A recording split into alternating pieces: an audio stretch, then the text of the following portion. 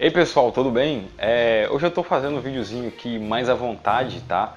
Aqui minha pequena bibliotecazinha particular, onde eu passo alguma parte do tempo lendo, pesquisando, até para trazer um conteúdo que agregue, né, no valor do canal. E como é domingo hoje, eu resolvi fazer um videozinho mais tranquilo, tá?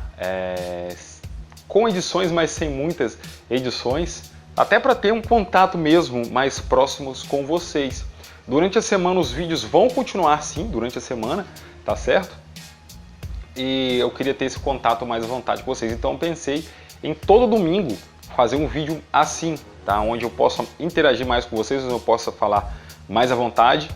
E nesses vídeos eu queria trazer alguns argumentos históricos, alguns fatos interessantes e explicar de maneira mais didática para que vocês entendam, tá certo? Se você gosta, se você gostou ou vai gostar do formato desse vídeo, deixa aí embaixo nos comentários, tá certo? Que todo domingo eu vou fazer um vídeo assim. E se você também quiser que eu explique alguma coisa, algum fato que você não consegue compreender direito, se você quer saber se existe uma história, se é mito, se é verdade ou não, deixa aí nos comentários que eu argumento, pesquiso, vejo nos livros, estudo, tá? E trago os argumentos com maior possibilidade acadêmica para você compreender melhor. Tá certo? Tudo certinho, bibliografia, tudo correto, nome do autor, tudo certinho. Tá beleza? E hoje eu vou trazer aqui um assunto que é interessante, né? Gente, vocês já pararam para se perguntar por que os judeus não aceitam Jesus como Messias? E aí o título do vídeo, Jesus foi realmente o Salvador ou não? É importante que você saiba que existem dois fatores a respeito de Jesus. Tá? Primeiro aqui, eu não quero que abalar a fé de ninguém, é apenas um argumento histórico para você enriquecer o seu conhecimento. Se você crê em Jesus, continue crendo em Jesus, tá certo? Continue acreditando nele. É apenas isso, é apenas para enriquecer o seu conhecimento e para que você entenda algumas coisas, tá? Então, se tem duas facetas a respeito de Jesus. O Jesus, o Cristo, que é o Jesus dos Evangelhos, e o Jesus de Nazaré, que é considerado apenas um profeta que foi lá da cidade de Nazaré, ali na região da Palestina. Tá certo? Então, gente, o que eu vou falar aqui é a respeito do Jesus histórico, porque o Jesus da fé todo mundo já conhece. Eu vou explicar alguns fatos a respeito do Jesus histórico para você entender por que os judeus não acreditam que Jesus é o Messias. Tá certo? Não acreditam que Jesus é o Salvador e eu vou explicar essa questão de Salvador também. Primeiro de tudo, eu quero explicar que eu aqui não estou falando por falar, tá? Deixa eu ver aqui se eu acho.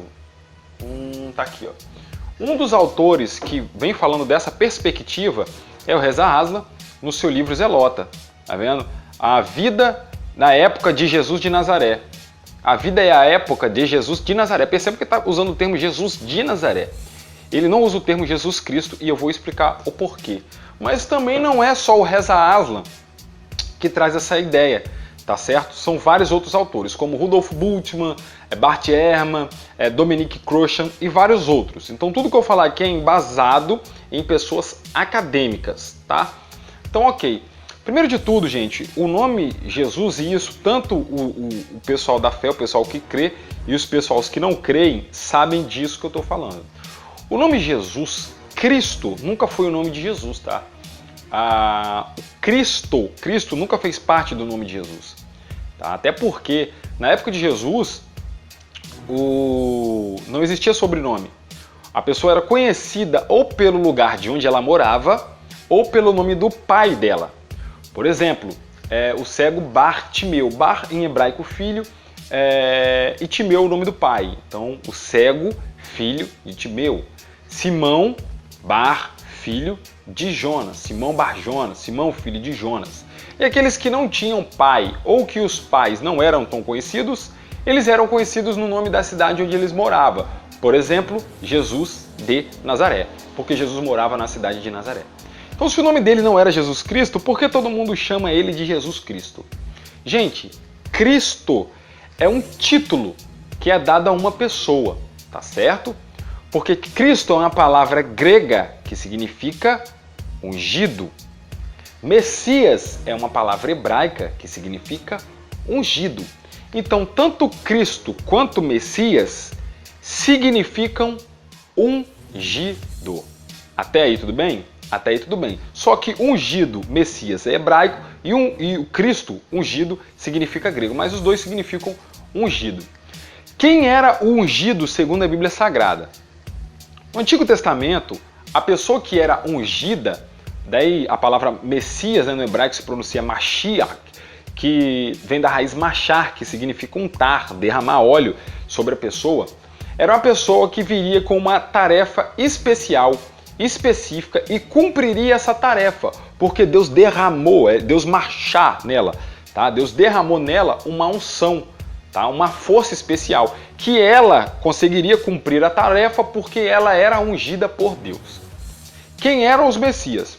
No Antigo Testamento fala a respeito de alguns Messias. Ciro foi o Messias e Ciro era pagão. Davi foi um grande Messias. Tá? E o que o Messias fazia? Geralmente, o Messias vinha aqui, tá? O povo de Israel sempre era dominado por outros povos.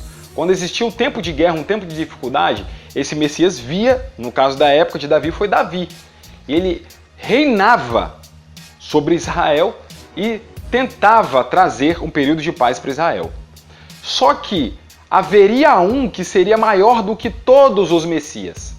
Haveria o Messias, o ungido, tá certo? E o que esse ungido no Antigo Testamento ele ia fazer? Esse ungido no Antigo Testamento ele ia instalar o governo mundial, tá? Ele ia unir todas as nações. E as escrituras até relatam, né, que ele ia governar as nações com vara de ferro. Então ele ia impor à força o seu governo. Ele traria a paz sobre todo o mundo, ele ia trazer um período de paz sobre todo o mundo. Tá? E o seu governo ia ser tão poderoso que não ia ter implicações só terrenas, mas também teria implicações espirituais. Iria além, ia ter implicações espirituais. Esse seria o Messias que era proposto no Antigo Testamento, ok? Ok, então o Messias vem em um tempo de dificuldade para libertar Israel dos seus opressores. Miqueias, capítulo 5. Aí você vai ver esses relatos em todo o Antigo Testamento, nos profetas, tanto os maiores quanto menores. Ok? Ok. Então a gente vai agora para o primeiro século, na época de Jesus, e o que está acontecendo? Qual o cenário político ali da época de Jesus? Na época de Jesus ali, o que está acontecendo? Roma toma o terreno ali da Palestina, que estavam sob o domínio dos judeus, e teve todo um aparato histórico para Roma entrar na jogada, e isso daí acontece para outro vídeo. Ela chega lá e toma as terras dos judeus e ainda faz que os judeus paguem impostos caríssimos. Então os romanos entravam, tomavam as terras deles e eles ainda teriam que pagar, além de tomar a terra, eles ainda teriam que pagar pelas terras tomadas. E eram impostos assim, extremamente caros. Então o cenário ali era um cenário totalmente apocalíptico. O que é que prefigura um cenário apocalíptico? Tempos de grandes dificuldades, tempos de perseguição, isso prefigurava o cenário apocalíptico. Então eles ficavam ali naquele cenário apocalíptico esperando que a qualquer momento pudesse nascer o Messias, que seria o quê? Um guerreiro que iria libertar Israel da opressão, naquele contexto da opressão romana. O que se tem na Bíblia relatado é só que Jesus foi o Messias, mas a história relata, o pano de fundo histórico relata que existiram vários Messias, tá? Por exemplo, é interessante, tá certo? Todas as pessoas que se intitulavam Messias, Roma matava. Por quê? Porque o pensamento era, se o Messias ia ser o líder que iria expulsar Roma, quem for Messias, a gente mata, porque a gente não quer ninguém que se levante contra Roma. Outra coisa interessante é que, historicamente, tá, para os romanos, a cruz era exclusivamente para um único crime. Em outras culturas, cultura cartaginense, a cultura persa, era para outras coisas, bandidos, estupradores, quem cometeu vários assassinos. No contexto romano, não. O contexto romano era só para os que eles chamavam de lestais. Quem eram esses lestai? Lestai eram os bandidos que se voltavam contra Roma. Então a crucificação era especialmente para quem se levantava contra Roma. Ok? Ok. Então o povo estava ali a qualquer momento esperando que nascesse o Messias. O problema é que a história vem relatar que nasceram mais de 30 Messias, mais de 50 Messias, mais de dezenas e dezenas de Messias, de pessoas que se levantavam dizendo: eu sou Messias, vou libertar Israel. O que acontecia? Roma vinha e matava, certo? A história está relatada, tem o tal do egípcio que falou que era o Messias, se levantou contra Roma, Roma matou. Astronge se levantou contra o Messias, se levantou dizendo que era o Messias, se levantando contra Roma, Roma foi e matou. O samaritano disse que era o Messias, foi e matou. A Roma foi e matou. Simão da Pérea se levantou e falou que era o Messias, Roma foi e matou. Simão Bar Coqueba, e esse personagem é importante, se levantou dizendo que era o Messias, que era o ungido, né? E esse causou bastante problema para os romanos, mas Roma conseguiu matar ele também. Como que eles morriam? Todos crucificados. Se levantava contra Roma, morria crucificado. Os judeus entendem que Jesus foi mais um, tá? Que se levantou dizendo que era o Messias, não conseguiu estabelecer o seu império, ali na época foi morto, crucificado por Roma. Então ele não pode ser o Salvador, porque ele morreu crucificado, ele não libertou os romanos. Então por isso que os judeus não acreditam que Jesus foi o Messias, tá certo? Aí você pode me perguntar, se existiam vários Messias na época, por que a mensagem de Jesus é a mais falada de todos esses Messias? Simples, porque a mensagem de Jesus é que ganhou mais força. E qual era a mensagem de Jesus? A mensagem de Jesus era sobre o reino de Deus. Sobre o reino de Deus tem duas perspectivas, tá? A perspectiva da fé e a perspectiva histórica. O que a história interpreta? A perspectiva da fé, eles interpretam algo a respeito do reino de Deus.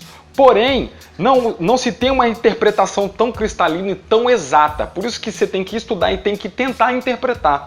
Por quê? Porque Jesus não falou o que era o reino de Deus. Jesus falava sobre o reino de Deus, mas não explicou o que era o reino de Deus. Jesus mandava pregar dizendo que o reino de Deus estava à porta. Mas o que era esse reino de Deus? Então fica uma questão meio que embaçada, mas os teólogos têm uma interpretação para isso. Da mesma maneira, o pessoal que entende, devido ao todo o contexto histórico do Messias, do libertador, do guerreiro, que iria instalar aqui o seu governo, interpretando isso historicamente, eles entendem que a mensagem de Jesus, tá, era uma mensagem da qual Jesus estabeleceria o reino de Deus aqui na terra. Ou seja, Deus, através dele, reinaria aqui na terra. Como? Expulsando o pessoal, o pessoal romano das terras e dando a terra para quem é de direito. Tá? Que é a terra da promessa, de Abraão. É por isso que se tem uma briga até hoje entre judeus e árabes. E essa briga não vai acabar nunca. Porque os árabes acreditam que a terra é deles por parte de Abraão, tá? Por parte do outro filho. Os judeus acreditam que também a terra pertence por parte de Abraão. Aí tem toda a questão dos dois filhos que Abraão teve, né? O filho com a escrava e o filho com a esposa dele. Isso daí é questão para outro vídeo também. Tá? Então, o que o pessoal interpreta? Que esse reino de Deus era que Deus governaria através de Jesus aqui na terra. Essa é a interpretação do reino de Deus. E Jesus propagava uma mensagem que era bastante singela, que ganhou mais força do que a mensagem dos outros Messias que ali estavam. Qual era? A mensagem do reino de Deus, que era baseada em 3 pilares. Quais pilares? Um reino de justiça, porque era injusto o contexto ali social que eles estavam vivendo com romanos. O governo de paz, se os judeus quisessem estabelecer alguma coisa, Roma não traria paz, faria guerra. E um governo de comensalidade. Tá? O que é comensalidade? Comensalidade, você percebe que Jesus está todo o tempo ali compartilhando comida, compartilhando bebida. E há relatos nos evangelhos, tá, que ele sempre levava essa questão de comensalidade tão a sério que quando faltava comida, ele multiplicava a comida e dava comida para o povo. Tá? Outra coisa você pode dizer, mas as questões de Jesus, fazer milagre, existiam várias pessoas também no século I que eram de outras culturas pagãs e que faziam também milagre. Existia até um homem no primeiro século, né? Eu esqueci o nome dele agora, era o desenhador de círculos, que ele fazia um círculo e invocava algumas entidades e fazia chover. Isso está constatado historicamente.